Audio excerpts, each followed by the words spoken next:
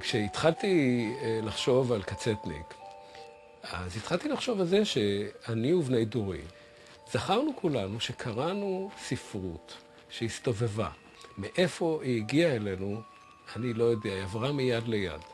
היו ספרונים צהובים עם כמה כאלה ציורים, בעיקר על העטיפות, שהיו, נקראו סטלגים, והיו ספרות פורנוגרפית שהתחום האירועים של הפורנוגרפיה הזו היה במחנות. אז היה לנו או קצטניק, שהיה לגיטימי, או הסטלגים שהיה לא לגיטימי.